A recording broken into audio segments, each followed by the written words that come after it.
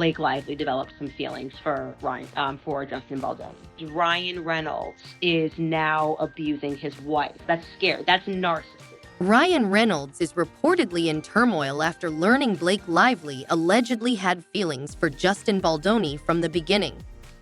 The shocking revelation has sparked rumors of tension in their marriage, leaving fans speculating about the couple's future. He's basically saying, I will burn down my entire house. I will burn down your career. She thought her fame made her untouchable. But tonight, as whispers turn to screams, Baldoni's team is exposing just how far she went to maintain her power. Her empire of lies is trembling, and a high-stakes showdown is unfolding. Blake Lively's back is against the wall. Her reputation, her fortune, everything is on the line. The stage is set for a Hollywood reckoning, and when the truth erupts, Blake Lively's world will never be the same. This version keeps the dramatic tension while refining the language for impact. Let me know if you'd like further tweaks. Really a beard? Like, is she there just to produce kids and to give them that family image? This is the shocking expose she never wanted you to hear, and it's just the beginning.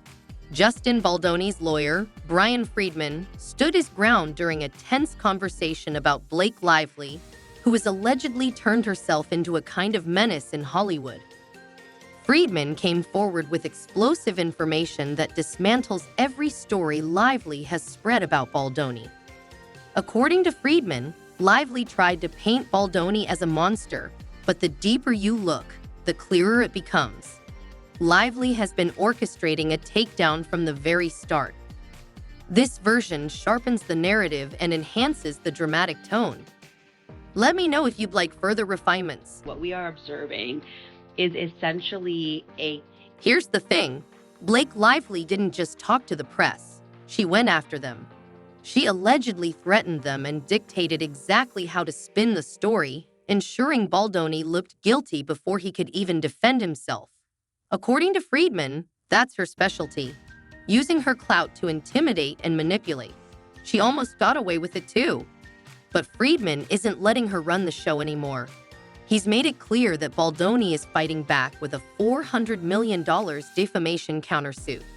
Baldoni refuses to roll over and watch his career be dragged through the mud.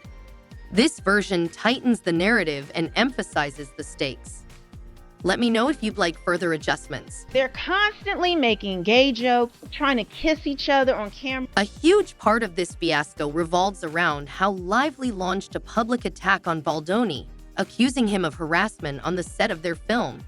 But Friedman points out a glaring issue.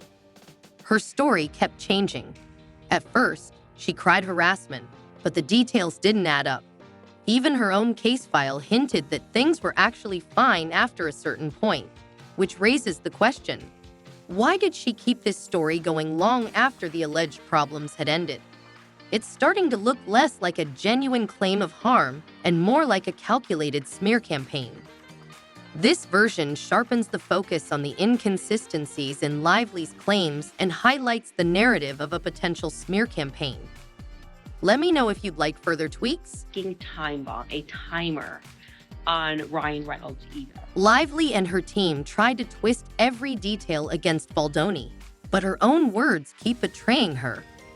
Let's talk about the New York Times *. Friedman claims they collaborated with Lively in a way that suggests a planned ambush. According to him, the outlet allegedly waited for months, working on the story, only to drop the hit piece on Baldoni during a holiday weekend, giving him just a small window to respond. People might find that suspicious because if you truly have evidence against someone, why wait to release it at a time when most folks aren't paying attention? It's a move that raises more questions than answers. This version clarifies the narrative and emphasizes the questionable timing of the story's release. Let me know if you'd like further refinements. Blake Lively has nothing to do with what is happening. Her husband has come undone. Blake Lively developed some feelings for Justin Baldoni. The plan seems pretty obvious. Catch Baldoni off guard to make Lively's side look stronger. It's a dirty move, no matter how you slice it. But Blake Lively took things to another level with one of her most baffling moves yet, the so-called dragon texts. In these messages, she actually compared herself to a character from a fantasy show, claiming her dragons were Taylor Swift and Ryan Reynolds, who would supposedly protect her from Baldoni. It's hard to take her seriously when she's spinning fantasies like that. This version keeps the tone sharp and highlights the absurdity of the dragon texts while maintaining the narrative flow. Let me know if you'd like further adjustments. Has happened to her. She has, been in love with Penn Badgley from, Gossip Girl, then she got with Ryan Reynolds. Friedman revealed that these private messages are part of a massive stack of texts, around 170 pages, that show Lively scheming to ruin Baldoni. Behind the scenes, she was plotting every step, painting herself as the hero and him as the villain. But the reality seems to be the opposite. She's the one stirring up trouble, while he's the one fighting to defend himself. Adding to the intrigue, Taylor Swift has remained completely silent, a stark contrast to her usual vocal support for causes or people she cares about. When Kesha faced real legal battles, Swift stepped in with a $250,000 donation. But for her supposed best friend, Blake Lively, there's no sign of support. Maybe Swift also realizes Lively is spinning a tall tale. If she truly believed Lively's story, she might have taken a stand. Instead, she's nowhere to be found, and that silence speaks volumes about how credible Lively's claims really are. Then there's WME, the agency that once represented both Lively and Baldoni. Their involvement adds another layer of complexity to this already tangled web of Hollywood drama. This version ties together the key points, emphasizing the lack of support from Taylor Swift and the implications of WME's involvement. Let me know if you'd like further refinements. All these people, they're on set, and their job is to sell that they're falling in love. And a lot of times, as we see with actors and actresses, it actually happens. And there's no question in my mind that Blake Lively caught real feelings for Justin Baldoni. As soon as Lively started throwing accusations around, WME wasted no time in dumping Baldoni and rushing to Lively and Ryan Reynolds as if they were gold mines. Their CEO, Ari Emanuel, even went on a podcast and took shots at Baldoni, labeling him as the bad guy while lavishing praise on Lively and Reynolds as if they were untouchable. The reason seems pretty obvious. Ryan Reynolds brings in serious cash, and that's big money for WME. Baldoni, on the other hand, doesn't generate the same level of revenue, so the agency made a cold, calculated business decision to kick him to the curb and keep Lively happy. This version highlights the financial motivations behind WME's actions and underscores the cutthroat nature of Hollywood. Let me know if you'd like further tweaks. He claimed civil extortion, defamation, and that all of this really is about her wanting to have control of the movie. It's a simple calculation. Bigger star power means more profit, and that means Baldoni gets tossed aside. Emanuel made this move while pretending to act on moral grounds, but let's be real. It doesn't fool anyone. He said, asterisk if the allegations are true, Baldoni is terrible. Asterisk notice the word asterisk if. Asterisk, that means he doesn't actually know what happened. He's just playing it safe, showing loyalty to Lively and Reynolds in case they bring him more money down the road. It's not about morality. It's about the bottom line. This version sharpens the critique of Emanuel's actions and emphasizes the hypocrisy behind his statements. Let me know if you'd like further adjustments. This isn't just a fluffy celebrity feud. The actual story is, I think, a lot darker and a lot more complex. This is Hollywood at its worst. Follow the dollars and ditch anyone who can't keep up. But Lively didn't stop there. She wanted to obliterate Baldoni's reputation completely. Her PR team, led by Leslie Sloan, worked hand in hand with Asterisk, the New York Times Asterisk, to strategically plan the release of more negative press.